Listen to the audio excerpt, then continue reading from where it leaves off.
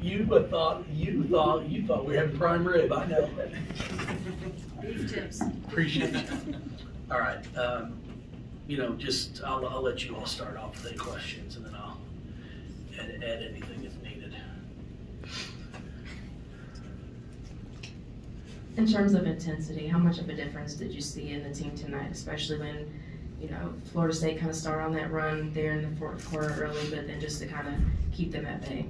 Well, I was really impressed again. I thought we played about 37 minutes of pretty good basketball. The first three there in the fourth quarter was not good. It's not like it was terrible, but it's like when you build a lead, you want to sustain it or expand it. And unfortunately, we give up like a 4-0 run, and then we foul. We turn the basketball over. 18 turnovers is way too many.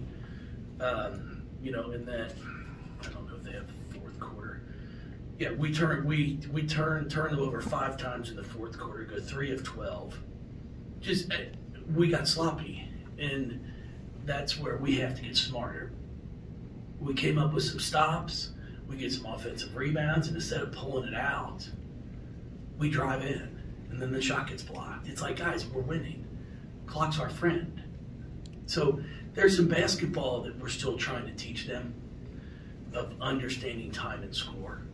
At the end of the first half, we're trying to go for the last shot, and Jada shoots that 3 with like 12 seconds on the shot clock, the game clock. And, I'm like, no. And we're up, I think it's a 17-point lead. Sure, if it goes in, everybody's going to be screaming. But the problem is, even if it goes in, if Florida State comes down and scores, now they're going into the half with a made bucket, excitement, like, okay, it does go in. And now you're dealing with a different animal coming out in the second half. Thank goodness Watson shot goes in and out to end the half. But those are the things that we're still trying to teach our kids.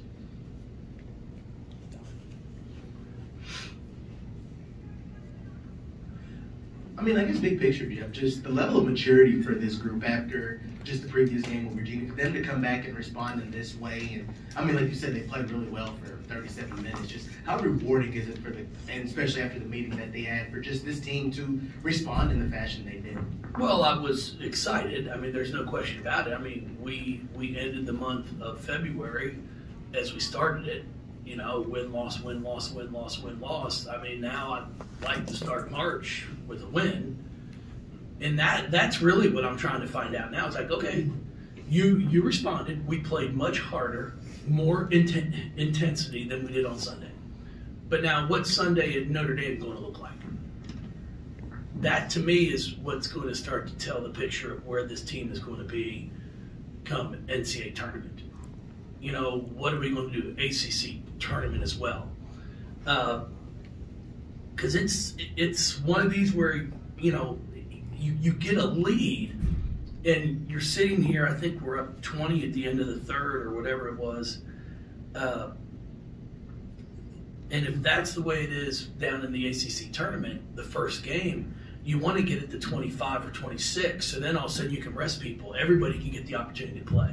But when you let someone go on a 6-0 run and now it gets down to 13 or 14 or 12, now you got kids playing 34 minutes, 38, where they could have just played 32. Those are the things we're trying to get them to understand. But yeah, I was very, very pleased with the effort today. See how then, Eric.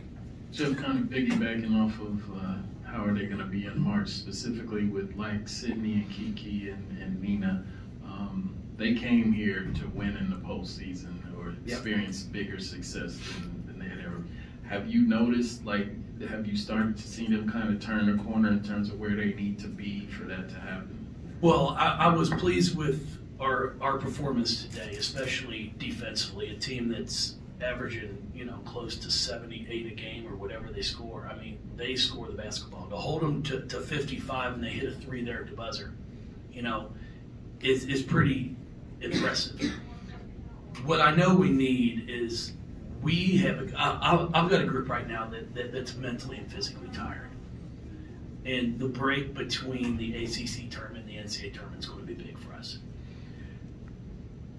They've played, but they've never played at the level that we're playing at right now. And that's not a knock on JMU because they have an unbelievable program, or UMass or anybody like that. It's just we've now played this month, I think, 4 or 5 top 25 teams, or teams that are getting votes.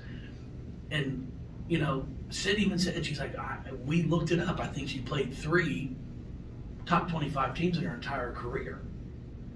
So, like, you might have a big game, and then all of a sudden you might have 3 of them that you're like, okay, we're going to win these 3.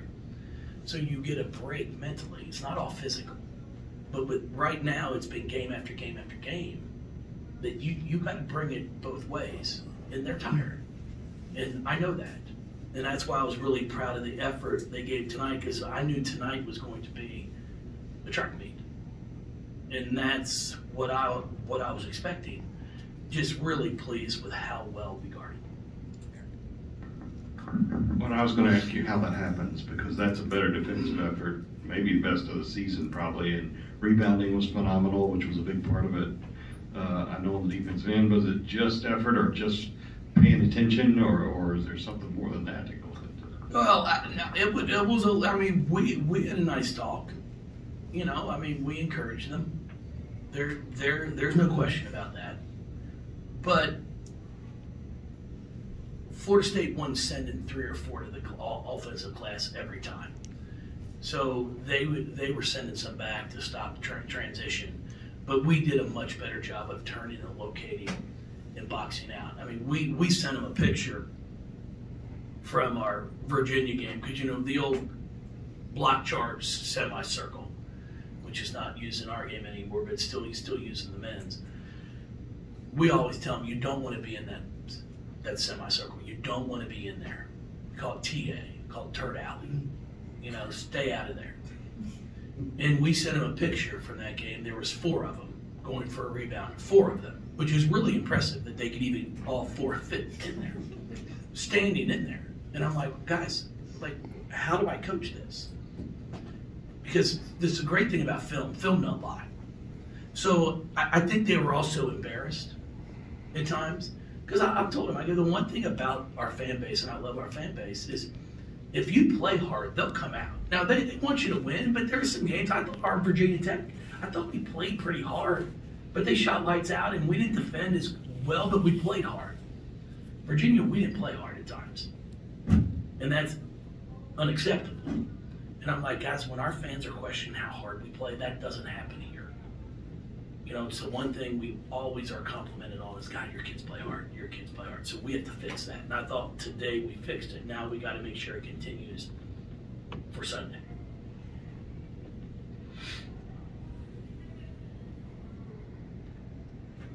I appreciate y'all. Thank you. I do thank you all for coming out all season. It's really amazing.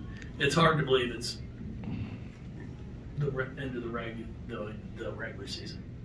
I can honestly say it's been an extremely enjoyable year for me. Great group of young ladies to coach. Our chemistry has been fantastic all year. It doesn't necessarily mean we're going to go to a Final Four or play in a national championship game, but I will tell you it's made it a very enjoyable year for me. And I appreciate them for that. I mean, I said it on the radio. I mean, the year we were 14-18. I mean, I'm not sure we won 14 games that year, but when Shelby Harper was our starting point guard, it was an enjoyable year. Because, I mean, we're playing people we have no business being in the game with, and it's a close game going into the 4th quarter. Because I had kids, we just competed. I mean, Shelby was a young lady that Monique Reed introduced me to, because they played AAU ball together. She came up, she walked on, and I told her when I first met her before the year started, now Shelby, you probably won't travel on road games, you know, because I'm tight. I'm like, hey, if the kid's not going to play, I'm not going to spend money on a ticket, a hotel room, food. I mean, I'm watching my budget. And after about the first 3 weeks, first month of practice, we had a rash of injuries. Shelby becomes our starting point guard. Not only did she travel, I carried her bags. I mean, it was unbelievable, but it's kind of the way the year went. So, you know, when people look at records, oh, the worst year you ever had, it was probably terrible. No, actually, I enjoyed it. They were great kids to coach. And that's what it's all about. When you find a group that you enjoy coaching, that want to get better and want to learn, man, it makes it a ton of fun. So we're excited about our finale here at Syracuse. I mean, at Notre Dame. That Syracuse game still pisses me off, but I won't get into that. I might get in trouble. You know, it's really, it's something else as you go through a season and then it comes down to the last game or two. You know, as I said, they tell me it was the correct call, which is, that's fine. I'm not saying it wasn't. But when they put an interp out a day or two after, it kind of validates, you know, my wood chopping. So yes, I appreciate y'all. Thank you.